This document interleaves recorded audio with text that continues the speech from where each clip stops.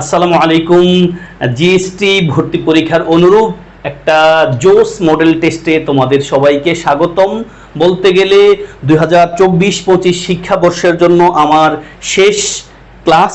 আমি নিশ্চয়ই শেষটা খুব ভালো করতে চাই, ফলে তোমরা খুব উপকার পাবা। আমি আজকের মডেল টেস্টটা কাদেরকে টার্গেট করে নিব, যারা এ ইউনিটে এবং বি ইউনিটে গুচ্ছে ভর্তি পরীক্ষা দিবা। এবং এই দুই ইউনিটের প্রশ্নের প্যাটার্ন গুচ্ছে কিন্তু অলমোস্ট সেম। আমি আন্দাজে বলছি না, বুঝে শুনেই বিগত বছরগুলোর প্রশ্নের প্যাটার্ন দেখেই বলছি। এখন আমি দুটা মডেল টেস্ট আজকের ক্লাসে নিব। এক একটা মডেল টেস্টে 30টা করে প্রশ্ন থাকবে এবং প্রত্যেকটা দুটা মডেল টেস্টে তুমি গ্রামারের প্রশ্ন পাবা, ভোকাবুলারি বেসড প্রশ্ন পাবা, লিটারেচার এবং টেক্সট বুক টাইপের প্রশ্ন অবশ্যই পাবা। এবং প্রশ্নগুলো ঠিক করতে আমি ভালো সময় নিয়েছি, যেন এই প্রশ্নগুলো তোমার মূল পরীক্ষার মতো করে হয়, ভালো একটা প্র্যাকটিস হবে। এবং আমি তোমাকে আজকের ক্লাসে সেই অর্থে নতুন কিছু শেখাবো না, বরং তুমি নিজের মতো করে একটা পরীক্ষা দিবা, খাতা কলম নিয়ে তুমি বসো। প্রত্যেকটা প্রশ্ন তুমি নিজের মতো করে একটু 5-10 সেকেন্ডস পজ করে চিন্তা করে খাতায় লিখে ফেলবা, দেন আমি ছোট্ট করে ব্যাখ্যা দিয়ে এগিয়ে যাব। ওকে, আমি দুটা মডেল টেস্ট একসাথে রেখেছি এই কারণে, তুমি প্রথম মডেল টেস্টটা তোমার যত স্কোর হয় 30-এ তুমি যত পাও, আমি একবার অলমোস্ট সেম প্যাটার্নে সেকেন্ড মডেল টেস্টটা রেখেছি, যেন তুমি প্রথমটা থেকে সেকেন্ডটাতে অল্প হলেও বেশি পাও এবং সম্ভব সেটা। এবং ক্লাসের শেষ দিকে আমি তোমার জন্য 1 মিনিটের মতো কথা বলবো। আমি প্রত্যাশা করবো ওই 1 মিনিটের কথা থেকে ভাগ্য ভালো থাকলে গুচ্ছ ভর্তি পরীক্ষা এ বি ইউনিটে 10 নাম্বার পাইতে পারো ইনশাআল্লাহ। চলো আমরা শুরু করি। প্রথম যে প্রশ্নটা, no dash 50 people died dash the accident. আমি প্রশ্নগুলো খুব সহজ রাখি নাই, সহজ মাঝারি কঠিনের টাইপে রেখেছি, যেন আসলে রিয়েল টেস্টের মতো হয় বা রিয়েল টেস্টের চেয়েও কঠিন হয়। উত্তর কি চিন্তা করে ফেলো।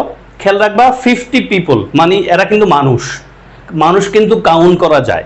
এখন কাউন্ট করা যায় যে নাউনগুলো, তাদেরকে কাউন্টেবল নাউন বলি। কাউন্টেবল নাউনের ডিটারমিনার কোনটা এখানে ঠিকঠাক লিখতে পারো। আমি জানি উত্তর তোমরা অবশ্যই বি লিখেছ, অসুবিধা নাই। কেন আমরা এখানে বি লিখবো দেখো, আমি ছোট্ট করে বলি। ফিউ শব্দের কম্পারেটিভ ফর্ম হলো ফিউয়ার। আমরা জানি ফিউ শব্দটা কাউন্টেবল নাউনের ডিটারমিনার, আর লেস শব্দটা আনকাউন্টেবল নাউনের ডিটারমিনার। লিটিল শব্দের কম্পারেটিভ ফর্ম হলো লেস, আর ফিউ শব্দের কম্পারেটিভ ফর্ম হলো ফিউয়ার। ফলে পিপল তো ভাই আমরা গণি, তাই না, গণতে পারি, ফলে আমরা নিশ্চয়ই ফিউয়ার লিখবো। আমরা এই যে এখানে লেস আছে, লেস নিব না। আবার অ্যাক্সিডেন্টে মারা গেলে আমরা কিন্তু ডাইড বাই দ্য অ্যাক্সিডেন্ট বলি, তাই না, ডাইড বাই অ্যাক্সিডেন্ট। ওকে, ফলে আমরা উত্তর নিব no fewer then 50 people died by the accident. এখানে দুটা প্রশ্ন আছে, একটা হলো কাউন্টেবল আনকাউন্টেবল নাউনের পয়েন্ট অফ ভিউ, আর একটা হলো প্রিপজিশনাল পয়েন্ট অফ ভিউ থেকে। Then if I were you, conditional থেকে প্রশ্ন পাবা ভাই, প্রত্যাশা করা যায়।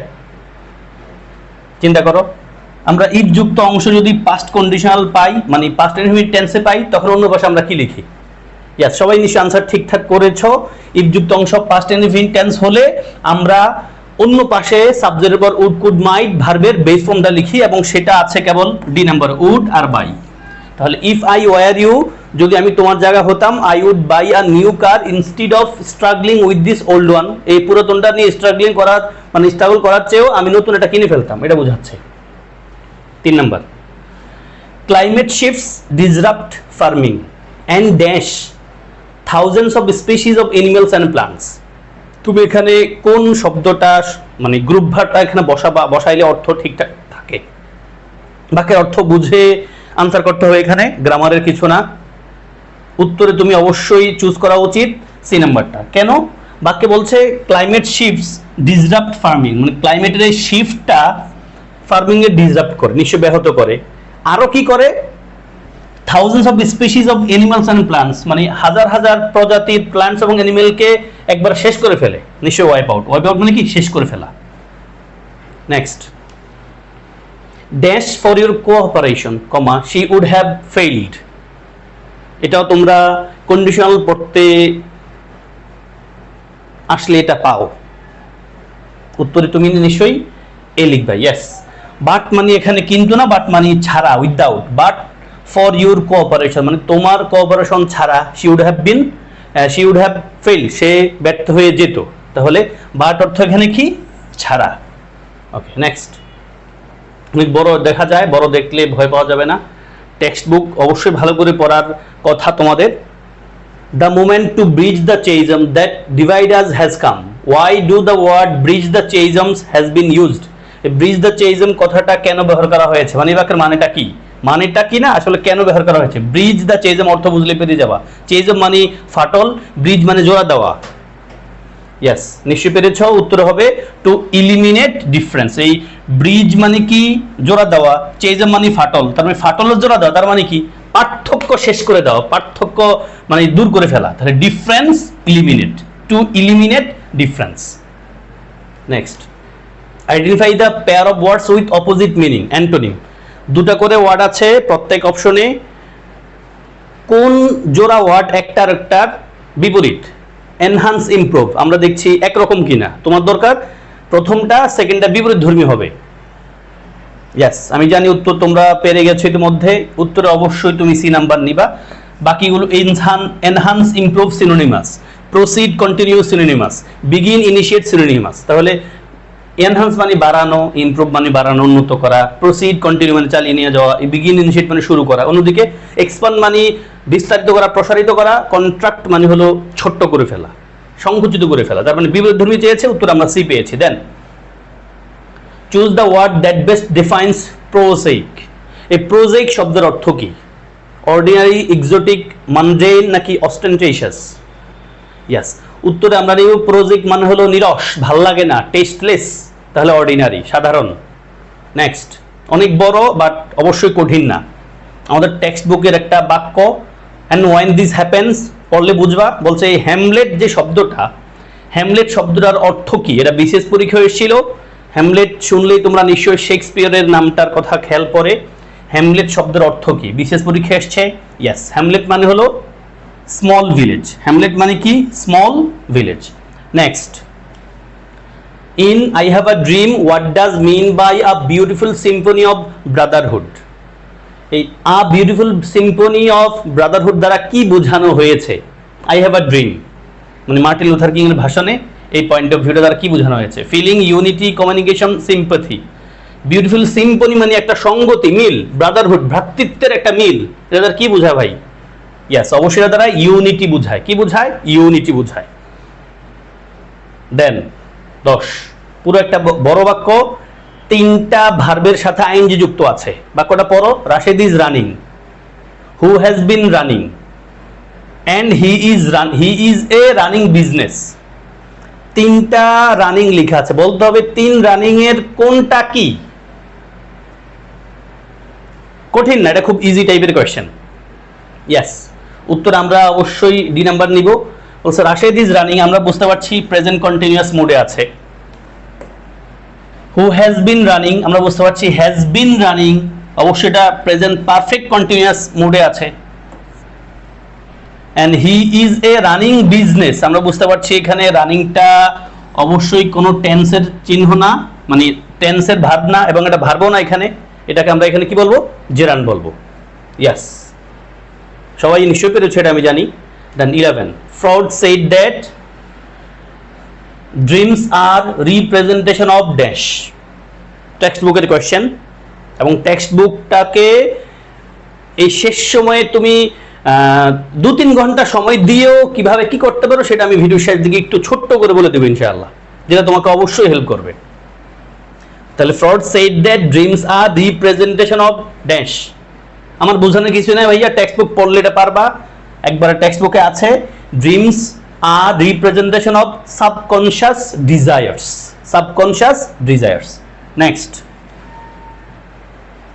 উইচ ইজ কারেক্ট, কোন বাক্যটা কারেক্ট? কারেকশনের প্রশ্ন। তবে অ্যাগেইন তুমি এটারে যদি গ্রামাটিক্যাল কারেকশন মনে করো, ভুলও করতে পারো মাঝে মাঝে। ফলে টেক্সট বুকটা থেকেও কারেকশন প্রশ্ন আসে, এবং এই প্রশ্নটা কিন্তু টেক্সট বুকের একটা কবিতার একটা লাইন ভাইয়া। এই জন্য আমি বলে থাকি টেক্সট বুকের যত কবিতা আছে সেগুলোর প্রথম শেষ লাইন বা প্রথম 2 লাইন শেষ 2 লাইন পড়া থাকা উচিত, মুখস্থের মতো থাকা উচিত, প্রশ্ন আসে। ইয়াস, এই বাক্যের কারেক্ট উত্তর হলো the child is father of the man. William ওয়ার্ডসওয়ার্থের মাই হার্ট লিপস আপ একটা কবিতার লাইন। একটা পৃষ্ঠায় দেখবা, ডান পাশের পৃষ্ঠায় 3-4-5টা কবিতা আছে, ওখানে ছোট্ট ছোট্ট ফ্রন্টে লেখা এই কবিতাটা সেখানে আছে, মাই হার্ট লিপস, উইলিয়াম ওয়ার্ডসওয়ার্থের লেখা। উইলিয়াম ওয়ার্ডসওয়ার্থের বাড়ি হলো ইংল্যান্ডে, তিনি একজন ব্রিটিশ এবং the child is father of the man এই কথাটা বলেছেন কে? William Wordsworth. কোন কবিতা থেকে নেওয়া হয়েছে বললে আমরা পাবো, যদি প্রশ্ন আসে the child is father of the man এটা কোন কবিতা থেকে নেওয়া হয়েছে? My heart leaps up. এই কথাটা কে বলেছেন? William Wordsworth. উইলিয়াম ওয়ার্ডসওয়ার্থের বাড়ি কোথায়?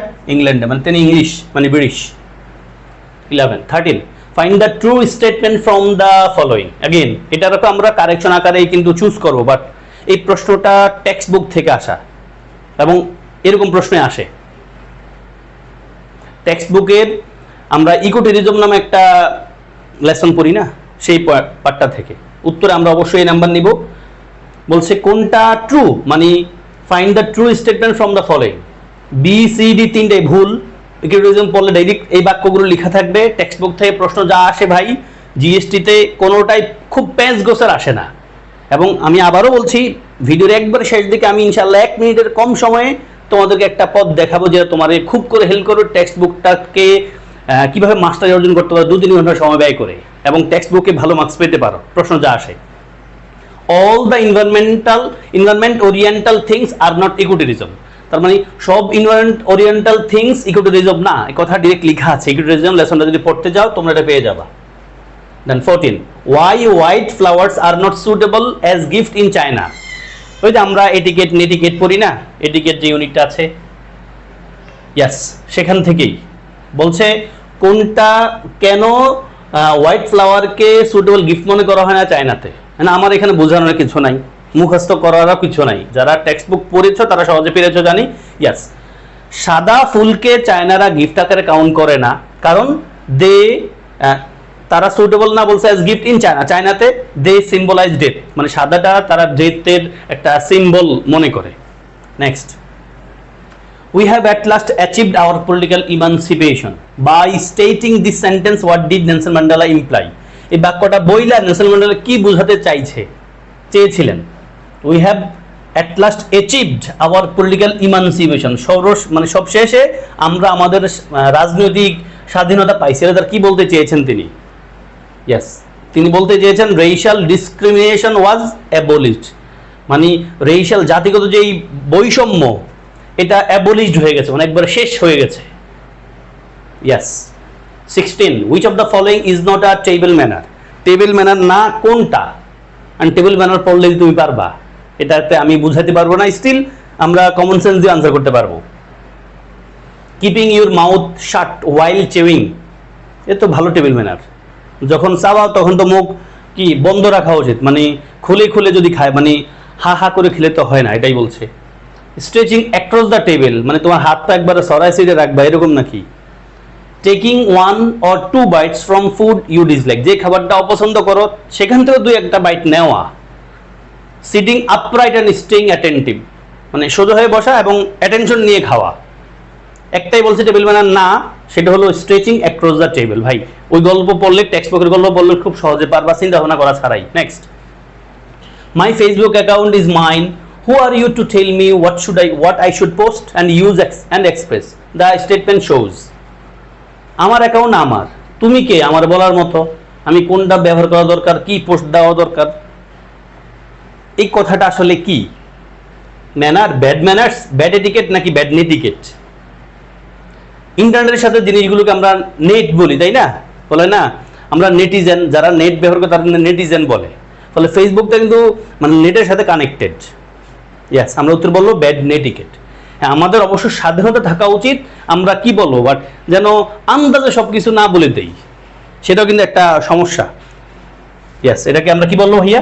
মাই Facebook account is mine, who are you to tell me what I should post, use and express.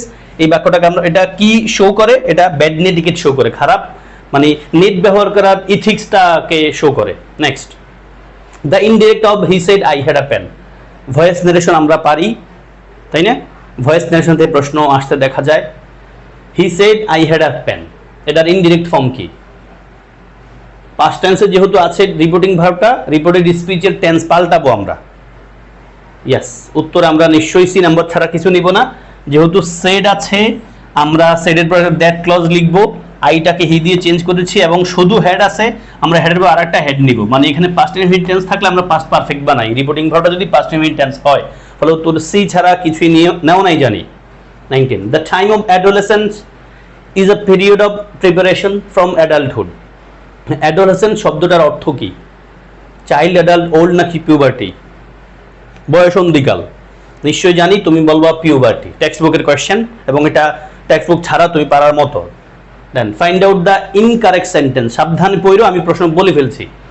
পরীক্ষা কিন্তু কারেকশন আকারেই চুজ দ্য কারেক্ট সেন্টেন্স আসে, মাঝে মাঝে ইনকারেক্টও লেখা থাকে, আমাদের অ্যাটেনশন তখন ইনের দিকে থাকে না। সাবধান, চিন্তা করো। ভালো কোয়েশ্চেন এটা। কি হতে পারে এটার উত্তর? একটু পজ করো। ইয়াস, এই বাক্যের উত্তর হলো ডি। আমি খুব বেশি ব্যাখ্যায় যাচ্ছি না, কারণ তোমরা এগুলো সব পারা উচিত, পারার মতো। My book is of red colour. এটা আমরা হয়তো কম ব্যবহার করি, বাট এটা খুব ভালো একটা ইংলিশ সেন্টেন্স টাইপ, যে আমার বইয়ের কালার হলো লাল। It is my book that is red in colour. এটা হলো আমার বই যেটা কালার লাল। কমপ্লেক্স সেন্টেন্স, এটা সিম্পল সেন্টেন্স ছিল। It is my book of which colour is red, এটাও কারেক্ট। যদি আমরা হয়তো এই তো পেঁচানো বাক্য কম বলি, এটাও কারেক্ট। তাহলে শেষটা হলো ডি নাম্বারটা ভুল। It's your pan which colour is blue হয় না। আমরা জানি পসেসিভ শব্দটা এখানে প্রয়োজন হয়, হুজ দরকার। ইট ইজ ইউর প্যান, এটা হলো তোমার কলম। হুজ কালার ইজ ব্লু, যার কালারটা কি? ব্লু। তাহলে এখানে হুজ লাগবে, হুজ, হুইচ কালার হয় না, হুইচ কালার এখানে বলবো। এখানে আবার অফ হুইচ কালার আছে, এটা আবার আলাদা কথা, কিন্তু খেয়াল করতে হবে। ফলে it's your pen whose colour is blue হলে বাক্যটা ঠিক থাকতো। Next, who respectively the poet and the translator of the parrot's tale. এই প্যারটস টেল এর কবিকে এবং এর অনুবাদককে? ইয়াস, কবি হলো প্যারটস টেলের কবি হলো রবীন্দ্রনাথ ঠাকুর, আর অনুবাদ করছে হলো কাইসার হক। নাম যেমন তেমনই। Find the odd word. Odd word মানে কি? 4-5টা অপশন থাকবে, 4-5টার মধ্যে একটা একটু ব্যতিক্রম ধর্মী থাকবে, পার্টস অফ স্পিচের দৃষ্টিকোণ থেকে হোক অথবা অর্থের দৃষ্টিকোণ থেকে হোক। ইয়াস, উত্তরে আমরা সি নাম্বার নিব, তোমরা নিয়েছো নিশ্চয়ই। অড, ফিউরিয়াস, ইরেট, ভেক্স, এনরেজ, 4 দ্বারা অর্থ বিরক্ত, রাগান্বিত, এমন কিছু একটা লেখা আছে তোমাদের জন্য। প্লেসিড মানে শান্ত, প্রশান্ত। ফলে প্লেসিড শব্দের অর্থ যা, বাকি 4টার অর্থ পুরো ভিন্ন। ফলে এই প্লেসিডটা আমরা বলবো odd. 23rd, the dance student was praised for demonstrating exceptional dance in the challenging course. খুব ভালো টাইপের কোশ্চেন। এখানে গ্রামারের কাজ নাই খুব ভাই, বাক্য যারা বুঝে পড়ো তারা সহজেই পেরেছো, এটা জানি, পারবা। প্রেজ করছে ভাইয়া, তার মানে স্টুডেন্টটা ভালো। ড্যাশ স্টুডেন্ট ওয়াজ প্রেজ, ভালো স্টুডেন্টটারে প্রেজ করা হয়েছে ফর ডেমনস্ট্রেটিং এক্সেপশনাল। এক্সেপশনাল শব্দটা কিন্তু আমরা পজিটিভ টোনেই ব্যবহার করি, তাই না? ইন দ্য চ্যালেঞ্জিং কোর্স, তার মানে এখানে আরেকটা পজিটিভ টোন থাকবে। এখানে একটা অ্যাডজেক্টিভ লাগবে, বুঝতে পারছি ভাইয়া। দ্য ড্যাশ স্টুডেন্ট একটা অ্যাডজেক্টিভ লাগবে, এক্সেপশনাল ড্যাশ এখানে একটা নাউন লাগবে, তার মানে অ্যাডজেক্টিভ নাউন লাগবে। অপশনাল ওটাই রাখবেন, বাট এখানে অর্থের কাজ। উত্তর আমরা অবশ্যই এ নাম্বার নিব। ডিলিজেন্ট মানে পরিশ্রমী, তোমরা জানো, industrious. The diligent student was praised, diligent স্টুডেন্টকে প্রেজ করা হয়েছিল for demonstrating exceptional diligence in the challenging course. আশা করি বুঝতে পেরেছো। Then identify the sentence with the correct use of relative pronoun. Relative প্রোনাউনের ব্যবহার ঠিকঠাক লেখা আছে কোন বাক্যে, এবং এটা খুব জোস টাইপের কোয়েশ্চেন, আমাদের পরীক্ষাগুলোতে অনেক দেখা যায়। একটু পজ করে চিন্তা করো, দেন আমি এগিয়ে যাব। আমি খুব ব্যাখ্যা দিতে চাইবো না, তোমরা হয়তো বিরক্ত হয়ে যাবা। ইয়াস, উত্তরে আমরা নিশ্চয়ই নাম্বার নিয়েছি। The person hmm I met yesterday is my cousin. যে ব্যক্তির সাথে গতকাল আমি দেখা করেছিলাম তিনি আমার কাজিন। আমি ছোট্ট করে যদি হু আর হুমের ব্যবহার বলতে চাই, হু আর হুম অবশ্যই ব্যক্তির পরিবর্তে বসে। হু আর হুম যুক্ত যে বাক্যগুলোকে আমরা পাই এগুলো কমপ্লেক্স সেন্টেন্স হয়। এখন হু আর হুম, এই হুমটা তো রিলেটিভ প্রোনাউন, এটা নিশ্চয়ই তার অ্যান্টিসিডেন্টের পাশেই বসবে। এখানে হুজ শব্দটার পরে অবশ্যই একটা নাউন লাগে, আমরা একটু আগে দেখে এসেছি। হুজ একটা পজিটিভ ফর্ম, তারপর একটা নাউন লাগবে, পজিটিভ অ্যাডজেক্টিভ ফর্ম, নাউন লাগবে, ফলে এটা নাই। The person who I met, এখানেও হু কেন আমরা দিলাম, দেওয়া সত্ত্বেও কেন ভুল। দ্য পারসন উইচ, নিশ্চয়ই ব্যক্তির পরিবর্তে আমরা উইচ লিখি না, ব্যক্তির পরিবর্তে আমরা আইদার হু লিখি অথবা হুম লিখি। আর হুজের পর অবশ্যই একটা নাউন থাকতে হয়, নাম ছাড়া নাউন। এখন আমরা কখন হু লিখবো আর কখন হুম লিখবো, সহজ হিসাব হলো, আমি যখন নিশ্চিত বাক্যে হু অথবা হুম বসবে, তখন আমি পুরো বাক্যের ফাইনাইট ভার্বের দিকে অ্যাটেনশন দিব। কি দিব ভাই? Finite verb. লুক, এখানে ফাইনাইট ভার্বকে মিট এবং ফাইনাইট ভার্ব হলো ইজ। এখানে ফাইনাইট ভার্বকে মেট, ফাইনাইট ভার্বকে ইজ। তার মানে আমি ফাইনাইট ভার্ব পেয়েছি। আমি যদি এ নাম্বার বাক্যটা নিয়ে চিন্তা করি আগে একটু, মেট একটা ফাইনাইট ভার্ব পেয়েছি, ইজ একটা ফাইনাইট ভার্ব পেয়েছি, তার মানে আমার প্রথম কাজ হবে কি, হু আর হুম নিশ্চিত জানি, এবার হু লিখবো না হুম লিখবো কনফিউজ আছি, তখন আমার কাজ হবে ফাইনাইট ভার্ব খুঁজবো। দুটো ফাইনাইট ভার্ব আছে, এবার আমি খুঁজবো দুটো ফাইনাইট ভার্ব দুটো সাবজেক্ট আছে কিনা। দেখি তো ভাই, এই যে মেড ফাইনাইট ভার্বের সাবজেক্ট কে, আই আছে, এবং এই যে সেকেন্ড যে ইজ ফাইনাইট ভার্বটা আছে, সেকেন্ড ইজ ফাইনাইট ভার্বের সাবজেক্ট হলো দা পারসন, দা পারসন। তার মানে এখানে মেড ফাইনাইট ভার্বের সাবজেক্ট হলো আই, সেকেন্ড ইজ ফাইনাইট ভার্বের সাবজেক্ট হলো দা পারসন।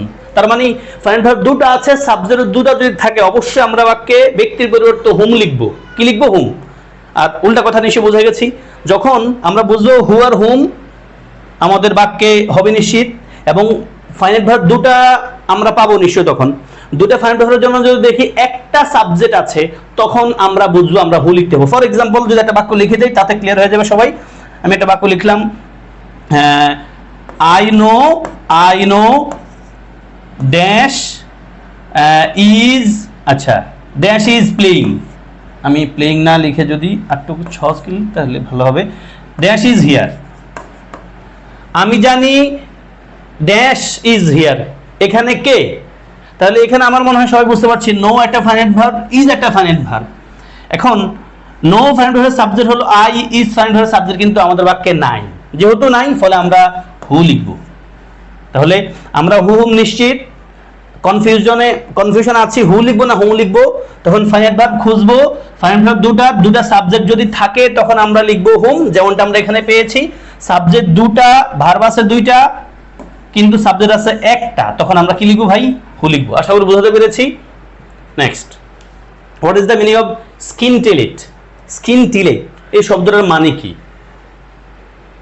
ইয়েস, এই শব্দের মানে হলো to sparkle or shine brightly. Next 26, identify the plural word. চারটা শব্দের মাঝে কোনটা plural? Phenomenon, diagnosis, foci, goose. Yes, এখানে তিনটা শব্দ সিনোনিম, একটাই প্লুরাল, সে হলো ফসি, ফোকাস থেকে ফসি। ফেনোমেনন এটা হলো সিঙ্গুলার, ফেনোমেনা হলো প্লুরাল। ডায়াগনোসিস সিঙ্গুলার, ডায়াগনোসিস এটা হলো প্লুরাল। তারপর গুজ হলো সিঙ্গুলার, গিজ হলো প্লুরাল, এন্ড ফোকাস শব্দটা সিঙ্গুলার, প্লুরাল হলো ফসি। তাহলে আমাদের চেয়েছে প্লুরাল কোনটা, আমরা ফসি পেয়েছি। Next 27, the indirect form of the sentence Farida said to her mother, I shall go to bed now. Direct থেকে ইনডিরেক্ট করতে গেলে আমরা জানি নাও থাকলে দেন লিখতে হয়। রিপোর্টিং ভার্বটা পাস্ট টেন্সে থাকলে আমরা রিপোর্টেড স্পিচের টেন্স পাল্টাই। একটু পজ করো 10 সেকেন্ডে চিন্তা করে আমার সাথে মিলাও। ইয়েস, উত্তরে নিশ্চয়ই বি নাম্বার চুজ করেছো জানি। নাও থাকলে তুমি দেন লিখবা, দেন সেড রিপোর্টিং ভার্ব থাকার কারণে তুমি এখানে শেল্টারে কি লিখতে পারো, এখানে অপশনে যা আছে উড লিখলাম, তারপর ভার্বের বেস ফর্ম যা আছে তা লিখে দিলাম, ফলে উত্তর নিশ্চয়ই B. Next 28, subject verb agreement থেকে নেওয়া। Dash going to make a real estate investment, আমাদের এখানেই মূল কথা আছে। ইয়েস, সবাই খুব পারা উচিত এই টপিক, ম্যান্ডেটরি টাইপের কোয়েশ্চেন। ইয়েস, উত্তর আমরা নিশ্চয় বি নাম্বার পেয়েছি। আমরা জানি together with, along with, as well as, accompanied by, accompanied with দিয়ে যখন দুই সাবজেক্ট যুক্ত হয় তখন প্রথম সাবজেক্টটাই মূল সাবজেক্ট, যেটা কিনা ভার্ব নির্ধারণ করে। তাহলে এখানে টম যেহেতু সিঙ্গুলার, আমরা নিশ্চয় ইজ দিয়ে উত্তর করব, বাকি সবগুলো কিন্তু ভুল, আর প্লুরাল দেওয়া আছে are were. 29, the verb form of necessity. Necessity শব্দটার ভার্ব কি? Yes, necessitate, necessitate. Yes, next, আমাদের প্রথম মডেল টেস্টের শেষ question. If you do not know what the word mean, যদি তুমি না জানো শব্দটার অর্থ কি, এখানে ওয়ার্ডটা নিশ্চয়ই একটা ক্লজ মার্কার, ক্লজ মার্কারের পর সাবজেক্ট থাকে, সাবঅর্ডিনেট ক্লজ। যদি তুমি শব্দ অর্থ না জানো তাহলে ডিকশনারি খোঁজো, আমরা এটা সবাই নিশ্চয়ই পারা উচিত। ইয়েস, উত্তর হবে look up in dictionary, look up in dictionary. এই ছিল আমাদের প্রথম মডেল টেস্ট। কয়টা হয়েছে তুমি নিজের কাছে নোট টেক রাখো, এবং সেকেন্ড মডেল টেস্টে আমরা চলে যাচ্ছি। তুমি নিশ্চয় প্রথম মডেল টেস্টে যে ভুলগুলো হয়েছে এগুলো যেন এই টাইপের কিছু যেন মূল পরীক্ষা যায় ভুল না করো। আমরা সেকেন্ড মডেল টেস্টে ইন করি বিসমিল্লাহ করে। সেকেন্ড মডেল টেস্টের প্রথম প্রশ্ন, one of the dash of globalization is cultural dash. খুব ভালো কোয়েশ্চেন, আমাদেরকে প্যাঁচে ফেলতে পারে। ইয়াস ইয়াস, আমরা উত্তরে কি নিব? উত্তরে আমরা জানি ওয়ান অফ এর পর নাউনটা প্লুরাল হইতে হবে, নাউন লাগবে এবং প্লুরাল হইতে হবে। এবং আমরা এফেক্ট আর ইফেক্ট শব্দ দুটার পার্থক্য হয়তো জানি সবাই। ইফেক্ট শব্দটা কিন্তু নাউন আর এফেক্ট শব্দটা কিন্তু ভার্ব। তার মানে এফেক্ট দিয়ে কোনো অপশন থাকলে বাদ, ওয়ান অফ এর পরে বাদ। আর ওয়ান অফ এর পরে যেহেতু নাউন দরকার, তাহলে নাউন আছে কে? ইফেক্ট আর ইফেক্ট। এখন ওয়ান অফ এর পর নাউনটা কিন্তু প্লুরাল হইতে হয়, আমরা অনেক পারি এটা। One of my friends is a lawyer, one of এর পর নাউন প্লুরাল হয়, ভার্ব সিঙ্গুলার হয়, তাহলে আমরা নিশ্চয়ই ইফেক্টসটা পেয়েছি। One of the effects of globalization is, এই যে এটাও কিন্তু আমাদের মূল পয়েন্ট একটা। তাহলে ইফেক্ট যেহেতু পেয়ে গেছি আর অ্যাজ ওয়েল শব্দটা আমরা পেয়ে গেছি, তাহলে one of the effects of globalization is cultural assault. 2 I shall have finished the work before. Before এখানে কনজাংশন। বিফোর নর্মালি আমরা বিফোর আগে পাস্ট পারফেক্ট পাই, পরে পাস্ট ইনফিনিট টেন্স পাই, এটা আমাদের বেশি কমন, বাট এটাও কিন্তু পরীক্ষায় আসতে দেখা যায় অনেক। বিফোর আগে ফিউচার পারফেক্ট আছে, বিফোরের পরে কি লিখব? ইয়াস, উত্তর আমরা অবশ্যই বিফোরের আগে ফিউচার পারফেক্ট টেন্স হলে আমরা পরে প্রেজেন্ট ইনফিনিট টেন্স লিখতে হয়। তাহলে I shall have finished the work before he comes. Next, he succeeded dash gaining the prize. Yes, সে পুরস্কার জিতছে। হি সাকসিডেড, সে সফল হয়েছে একটা পুরস্কার জিততে। হি succeeded in gaining the prize. Next question, she is used to dash up early. খুব সহজ লাগছে জানি কারো কারো কাছে, পরীক্ষা আসলে কঠিন প্রশ্ন হয় না, জিএসটিতে কঠিন প্রশ্ন হবে না প্রত্যাশা করি। যাদের প্রস্তুতি আমার এই কোশ্চেনে ভালো হবে তারা পরীক্ষায় ভালো করবে ইনশাআল্লাহ। ইয়াস, উত্তরে তুমি নিশ্চয়ই, আমরা জানি be used to, be used টুর পরে ভার্বের সাথে আইএনজি হয়, ফলে she is used to getting up early. There is no harm dash visiting him now. তার সাথে এখন দেখা করাতে কোনো সমস্যা নাই, কোনো ক্ষতি নাই। আমরা উত্তরে অবশ্যই ইন লিখবো। There is no harm in visiting him now. Fire ashes that similar analogy is. Analogy, এই প্রশ্ন ভাই বিশেষ পরীক্ষায় একাধিকবার আসছে, ভর্তি পরীক্ষা অনেকবার আসছে, চাকরি পরীক্ষায়। ফায়ার অ্যাশেজ, এই দুটো রিলেশন কি? ফায়ার মানে আগুন, অ্যাশেজ মানে ছাই। আমরা ছাই দেখে বুঝি কোথাও আগুন ছিল, অথবা আগুন জ্বলার পরে কিন্তু, আগুন জ্বলার পরে কি থাকে ভাইয়া? আগুন জ্বলার পরে কিন্তু ছাই হয়। আমরা কাঠ দিয়ে লাইক আগুন জ্বালাইলাম, তারপর কিন্তু ছাই থাকে। এই রিলেশনটা চারটা অপশন কোথায় আছে? নিশ্চয়ই আমরা ডি নাম্বারে পাবো। ইভেন্ট, কোন একটা ঘটনা ঘটলে কিন্তু মেমোরি হয়ে যায়, সেটা স্মৃতি হয়ে যায়। তাহলে আগুন জ্বললে ছাই হয়ে যায়, আগুন জ্বালানোর পর ছাই হয়ে যায়, এবং কোন একটা ঘটনা শেষ হয়ে যাওয়ার পর সেটা কি হয়ে যায়? মেমোরি হয়ে, স্মৃতি হয়ে যায়। The idiom put up with means, put up with শব্দ, এই ইডিয়ামসটার মানে কি? The girl dash after her mother. মেয়েটা দেখতে তার মায়ের মতো, কি লিখবা? ইয়াস, উত্তরে নিশ্চয়ই তুমি লিখবা 7-এ পুট আপ উইথ মানে ধৈর্য ধারণ করা, এন্ডিউর করা, টলারেট করা। আর টেক আফটার মানে হলো কাউকে দেখতে কারো মতো মনে হওয়া, রিজেম্বল। তাহলে the girl takes after her mother, মেয়েটা দেখতে তার মায়ের মতো। দেন 9-10, the antonym of equivocal. Equivocal শব্দের বিপরীত ধর্মী ওয়ার্ড কোনটা? ইকুইভোকাল মানে হলো দ্বৈতবোধক, স্পষ্ট না। What is the antonym of inimical? Inimical মানে হলো শত্রু ভাবাপন্ন, অ্যাডজেক্টিভ। নিশ্চয় তুমি একটু পজ করে চিন্তা করছো, আমার সাথেই পেরে যাচ্ছ জানি। ইয়াস, ইকুইভোকাল মানে দ্বৈতবোধক, এটার বিপরীত ধর্মী ওয়ার্ড হলো ক্লিয়ার, স্পষ্ট।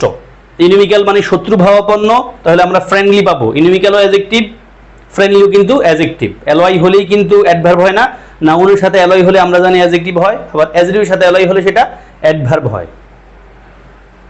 11 নম্বর প্রশ্ন, এটা বিশেষ পরীক্ষা এসেছিল। Dash amazing song haunted me for a long time, for long time মানে ওই সংটা আমার অনেক দিন ধরে খুব অ্যাট্রাক্টেড করেছিল, ফ্যাসিনেট করে দিয়েছিল, এনহ্যান্স, এনচ্যান্ট করেছিল, মানে বিমুগ্ধ করে রেখেছিল, এটা বুঝছে। ইয়েস, আমরা অবশ্যই উত্তরে একটা শব্দ লিখবো যেটা এখানে সিঙ্গুলারকে রেফার করে। আমাদের এখানে অ্যামেজিং সং, সং কিন্তু সিঙ্গুলার, সিঙ্গুলার, তাই না? তাহলে সিঙ্গুলার এর জন্য, এই সিঙ্গুলার সংটাকে রেফার করার জন্য, ডেমনস্ট্রেট করার জন্য আমাদের দিস দ্যাট দরকার, তাই না? দিস অথবা দ্যাট দরকার।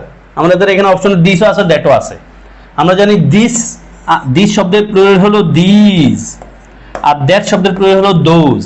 এই দিস আর দিস প্রেজেন্ট টেন্সে ব্যবহৃত হয়, দ্যাট আর দোজ পাস্ট টেন্সে ব্যবহৃত হয়। আমাদের বাক্যে দেখছি হান্টেড লেখা আছে, ফলে আমরা উত্তর কি লিখবো? That. That amazing song haunted me for a long time. Next, এটা কারেকশন আকারে আমরা অনেক পরীক্ষা দেখেছি, পাশাপাশি এটা প্রিপোজিশন আকারে আমরা পড়ি। মেডিকেল ভর্তি পরীক্ষা এসেছিল। ইয়াস, উত্তরে আমরা লিখব your conduct admits of no excuse. Admits of no excuse, তোমার এই খারাপ ব্যবহারের কোনো ব্যাখ্যা নাই। হ্যাঁ, এটা বোঝাচ্ছে your conduct admits of no excuse. Your conduct admits of no excuse. কোন বাক্যটা কারেক্ট? প্রেফার দিয়ে। প্রেফার একটা শব্দ যার অর্থ হলো একটা জিনিসের চেয়েও আরেকটা জিনিসের বেশি পছন্দ করা। প্রেফার শব্দের পরে আমরা বেসিকলি প্রিপোজিশন টু লিখি, ফলে আমরা উত্তর লিখব I prefer death two dishonour. আমি অসম্মানের চেয়েও মৃত্যুকে বেশি পছন্দ করি। I prefer death two dishonour. Next, in English grammar dash deals with information of sentence. কোন জিনিসটা ইনফরমেশন অফ সেন্টেন্স নিয়ে ডিল করে? বিশেষ পরীক্ষার প্রশ্ন অনেকবার আসছে, বিভিন্ন পরীক্ষা, আবার ভর্তি পরীক্ষার দিকে। 15, এডুকেশন ইজ এনলাইটেনিং। এনলাইটেনিং শব্দটা কি জেরান না পার্টিসিপল? অপশন দিয়ে দিলাম দুইটা। ইয়েস, আমি জানি তোমরা পজ করে আনসার লিখেছ। তুমি নিশ্চয়ই লিখবা সিনট্যাক্স। সিনট্যাক্স সেন্টেন্স নিয়ে কাজ করে। সেন্টেন্স নিয়ে কাজ করে কে? Syntax. R education is enlightening, শিক্ষা কেমন? শিক্ষা কেমন? আমি বলি, আমরা যদি কেমন দিয়ে প্রশ্ন করে আইনযুক্ত ওয়ার্ড পাই, সেটা আমরা কি বলবো ভাইয়া? পার্টিসিপল বলবো, পার্টিসিপল। আর কি দিয়ে প্রশ্ন করে আইনযুক্ত ওয়ার্ড পাইলে সেটা আমরা বলবো জেরান। লাইক আমি বললাম আই লাইক টিচিং, আমি টিচিং করতে পছন্দ করি। হ্যাঁ, আই লাইক টিচিং, তাহলে আমি পছন্দ করি। আমি কি পছন্দ করি? আমি কি পছন্দ করি? কি তো এভাবে আমি লিখতে পারি, আমি কি পছন্দ করি? আমি পছন্দ করি টিচিং, তাহলে টিচিংটা হবে জেরান। I like teaching. ভার্বকে তুমি কি দিয়ে প্রশ্ন করে উত্তর পাইলে, আইনযুক্ত ওয়ার্ড পাইলে, তুমি সেটা বলবো জেরান। আর ভার্বকে যদি কেমন দিয়ে প্রশ্ন করে উত্তর পাও, সেটা হবে পার্টিসিপল। তাহলে আই লাইক টিচিং, আমি পছন্দ করি টিচিং, টিচিংটা। তাহলে আমি কি পছন্দ করি? টিচিংটা জেরান। আর এখানে বলছে এডুকেশন ইজ এনলাইটেনিং, শিক্ষা আলোকময়। শিক্ষা কেমন? শিক্ষা আলোকময়, এটা একটা অ্যাডজেক্টিভ। আশা করি clear. Next, correction. Choose the correct sentence. উত্তর হবে এই বাক্যের হি ওয়াজ অ্যাবসেন্ট। অ্যাবসেন্টেড কিন্তু না, শব্দটা হলো অ্যাবসেন্ট। ডিড অ্যাবসেন্ট আমরা বলি নাকি ভাই? ওয়াজ দিয়ে লিখি, অ্যাবসেন্টেড বলি না। ফলে he was absent from the meeting. And then 17, I can't dash your words. অনেকবার পরীক্ষা এসছে এই পয়েন্টটা, এরকম আসছে I can't dash what you সেই।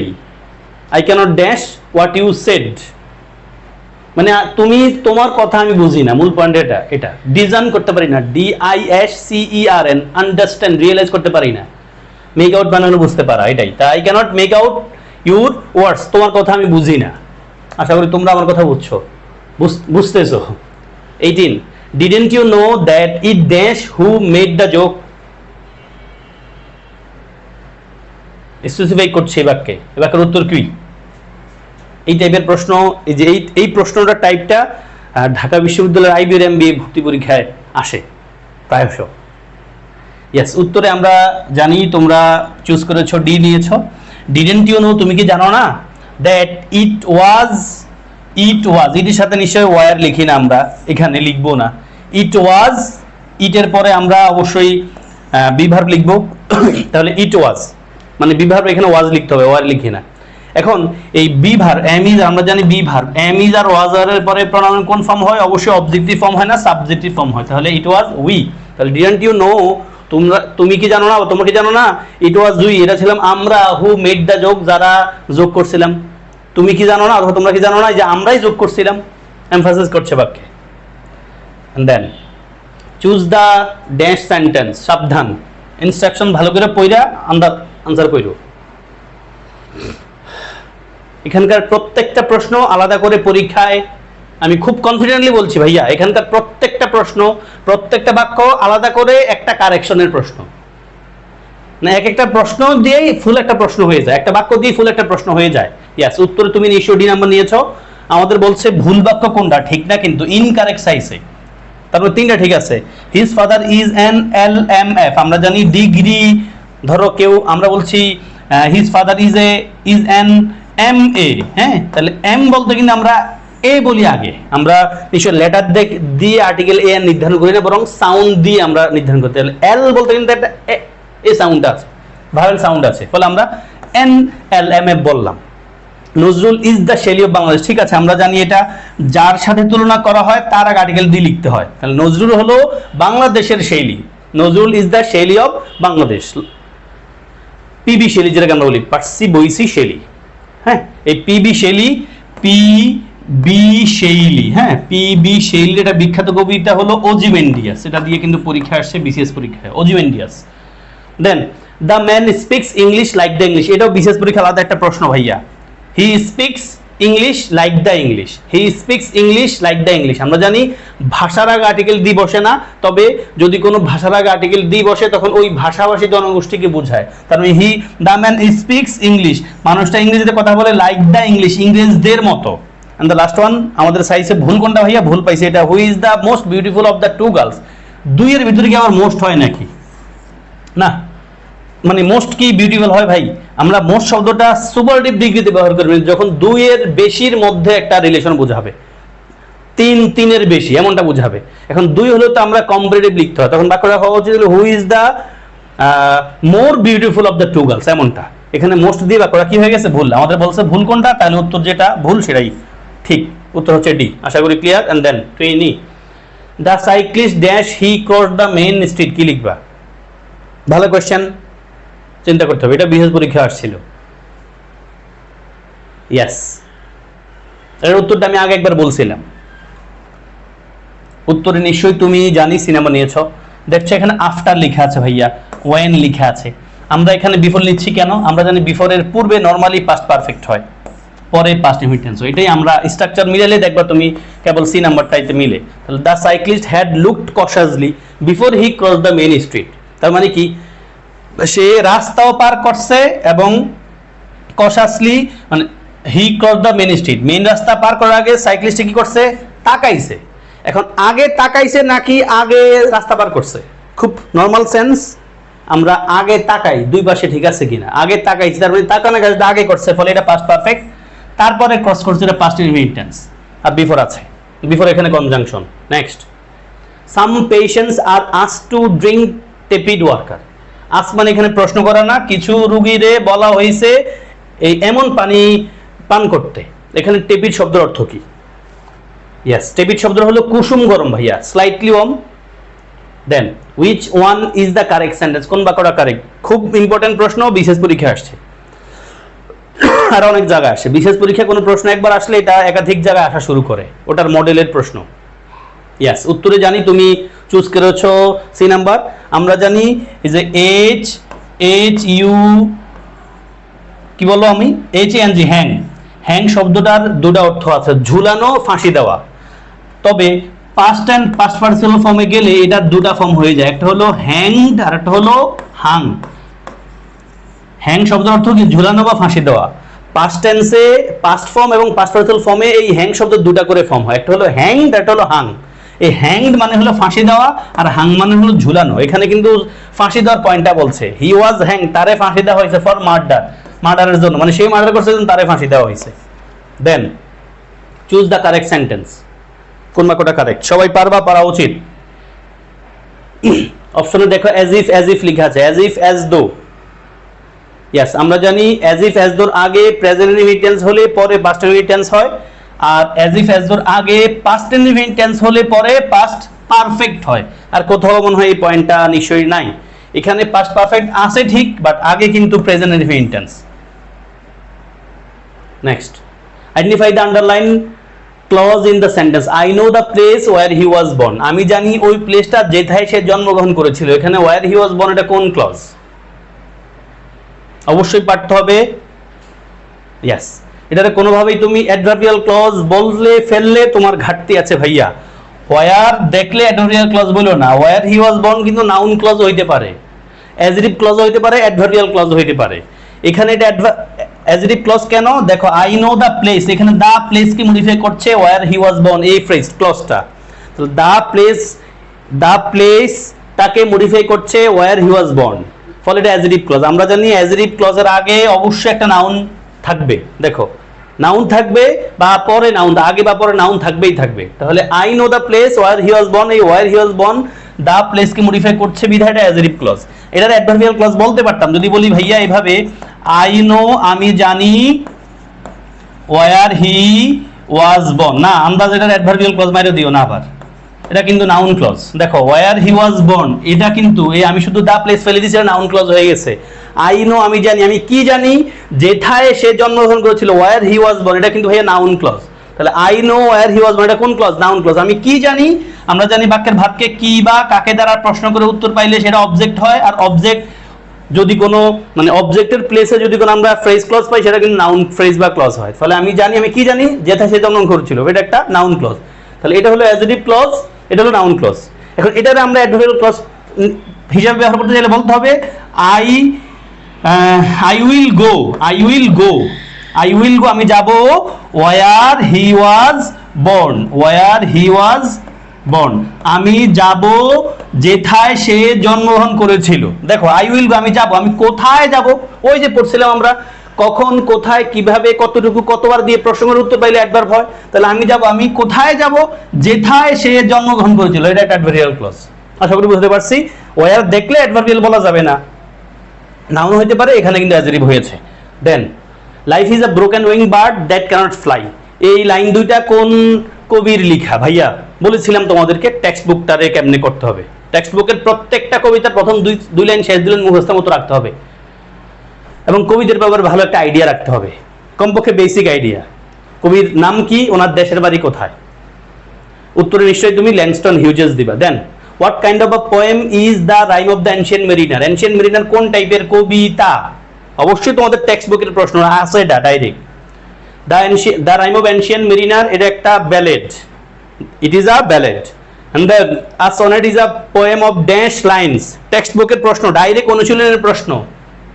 আমি শেষ দিকে 1 মিনিটের মতো কথা বলে শেষ করব তোমাদেরকে, যেটা দিয়ে তুমি ভাগ্য ভালো থাকলে আল্লাহ চাহে তো 8-10 পাইতে পারো ভাইয়া, মাস্টারি অর্জন করে ফেলতে পারো টেক্সট বুকের জন্য যা দরকার। ইয়েস, সনেট নিশ্চয় ভাই 14 লাইনের, বিশেষ পরীক্ষা এমনও পাইছি আমরা। 28 how does improved blood circulation help a human being, text বুকের প্রশ্ন ভাইয়া, টেক্সট বুকের অনুশীলনের প্রশ্ন, কমন সেন্স দিয়ে আমরা পারার কথা। Yes, it helps all the organs of the body function properly. 29 what is an epic, এটাও বিশেষ পরীক্ষা আসছে আলাদা করে, আবার আমাদের টেক্সট বুকও কিন্তু আছে লিটারেচার বোর্ডের। ইয়েস, এপিক কি, what is an epic, epic কি? এপিক হলো ভাইয়া a kind of a long poem. And the last one William Somerset মগাম ইজ ড্যাশ নভেলিস্ট, এই উইলিয়াম সমারসেট মগাম কোন দেশি নভেলিস্ট? এই টাইপের প্রশ্ন কিন্তু আমরা সি ইউনিটেও দেখেছি আসতে এই বছরই। আইরিশ, ইন্ডিয়ান, ব্রিটিশ নাকি আমেরিকান? অ্যান্ড তিনি একজন ব্রিটিশ। এই ছিল তোমাদের জন্য মডেল টেস্ট। তোমার কাজ হলো আমাকে কমেন্টে জানানো তোমার প্রথম মডেল টেস্টে কয়টা প্রশ্ন হয়েছে, সেকেন্ড মডেল টেস্টে কয়টা প্রশ্ন হয়েছে। ক্লাসটাকে একটা রিয়েকশন দিও, বন্ধুদেরকে দেখার সুযোগ করে দিও। আর একটা কথা বলছিলাম 1 মিনিটে বলবো, শোনো 1 মিনিটে বলবো ভাই, যাদের টেক্সট বুক সেই অর্থে পড়া হয় নাই, তুমি বি ইউনিটের বা এ ইউনিট, টেক্সট বুক থেকে কিন্তু ভাইয়া প্যাসেজ আসতে পারে, প্যাসেজ আসছে একাধিকবার জিএসটির বি ইউনিটে এবং এ ইউনিটেও কিন্তু আসতে পারে। ফলে টেক্সট বুকের প্যাসেজগুলোকে একটু রিডিং পড়া রাইখো, যেন ডাইরেক্ট আসলে, কারণ প্যাসেজ থেকে ভাই 5টা প্রশ্ন 5টা-7টা প্রশ্ন আসে, এবং আসলে ওনারা প্যাসেজটার অলমোস্ট হুবহু লিখে দেয়, 2-1 লাইন হয়তো ওনারা নিজের মতো করে প্যাসেজের ফ্লোতে অ্যাড করেন, সেটা কঠিন হবে না তোমাদের জন্য। প্লাস টেক্সট বুকে যতগুলো কবিতা আছে, প্রত্যেকটা কবিতার প্রথম 2 লাইন শেষ 2 লাইন একটু ভালো করে পড়ে রাখো, যেন দেখলে বুঝো এটা কোন কবিতার পাঠ, এবং প্রত্যেকটা কবিতার কবিকে ওনার দেশের বাড়ি কোথায় একটু পড়ে রাখবা। পাশাপাশি টেক্সট বুকের অনুশীলনী যত এমসিকিউ টাইপের কোশ্চেন আছে, ভোকাবুলারি টাইপের প্রশ্ন আছে, পার্টস টাইপের প্রশ্ন আছে, ম্যাচিং টেবিল আছে, এগুলো ভালো করে পড়বা। বলবা স্যার কোথায় পাবো শর্টকাট, আমি তোমাদের সাজেশন দিব। তুমি গত বছরের আমার জিএসটি প্লেলিস্টে যাবা, সেখানে গেলে দেখবা টেক্সট বুক একবারে থাম্বনেল দিয়ে আমি কিছু ক্লাস নিয়েছি, মোটামুটি 10-12টা ক্লাস নিয়েছি। ওই ক্লাসগুলো করো। আমার প্রত্যাশা টেক্সট বুকের জন্য তোমাদের জিএসটিতে যেমন প্রশ্ন আসতে পারে তুমি পারার মতো সবগুলো এখানে পাবা এবং আনসার করতে পারো ইনশাআল্লাহ। তোমরা চাইলে আমি ওই প্লেলিস্টটা আমার এই ভিডিওর ফার্স্ট কমেন্টেও কিন্তু দিয়ে রাখবো। তোমাদের সবার জন্য শুভকামনা, আমাকে দোয়ায় রাখিও। আমি চেষ্টা করেছি 2024-25 শিক্ষাবর্ষের জন্য আমার বিভিন্ন সমস্যা সত্ত্বেও ক্লাস নেওয়ার জন্য, এবং আজকে শেষ ক্লাস করে যদি তোমরা উপকার পেয়ে থাকো আমাকে হাই হ্যালো কিছু একটা বলে যাইও, কেমন? আসসালামু আলাইকুম ওয়া রাহমাতুল্লাহি তাআলা ওয়া বারাকাতুহু।